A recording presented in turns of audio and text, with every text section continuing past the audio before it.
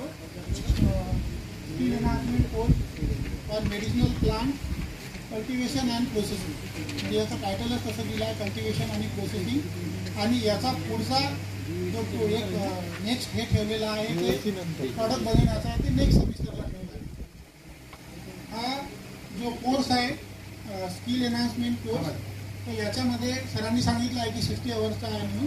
तर याच्यामध्ये आपल्याला जवळपास बऱ्यापैकी प्रॅक्टिकल्स भेटतात आणि याला 50 मार्काचं प्रॅक्टिकलच आहे, त्याची एक्झाम प्रॅक्टिकल बेस होणार आहे.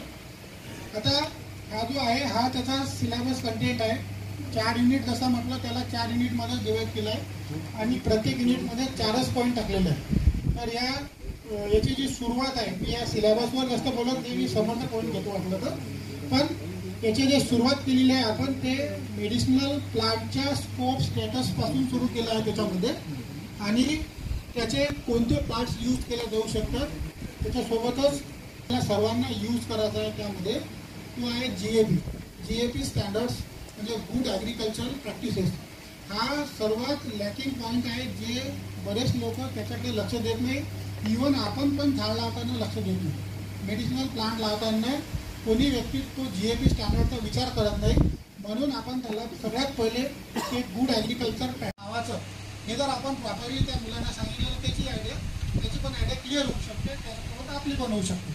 आणि त्याच्यानंतर आहे प्लांट प्रोपगेशन टेक्निक, म्हणजे त्यांनी ते झाड कसं लावायचं आहे, कोणत्या मेथडनी लावायचं आहे, त्याच्या बेसिक मेथड्स त्याला तेवढ्या फक्त सांगायचं आहे आणि त्याच त्याला प्रॅक्टिकल फॉर्ममध्ये करून घ्यायचं आहे. याच्या बेसवर खाली ज्या ॲक्टिव्हिटी दिल्या आहेत, collection and selection of material for 5 medicinal plant, म्हणजे आपण त्याला एक लिमिट ठेवली की तुम्ही 5 मेडिसिनल प्लांटला कोणत्याही सिलेक्ट करू शकता. जर आपण लिस्ट दिली असती किंवा सांगितलं असतं तर ते अवेलेबिलिटीचा प्रॉब्लेम झाला असता, त्या लोकल ठिकाणचा प्रॉब्लेम झाला असता. म्हणून त्याच्यात एनी 5 मेडिसिनल प्लांट म्हटलं आहे, ते डिपेंड आहे आपल्याला कोणते सिलेक्ट करायचे.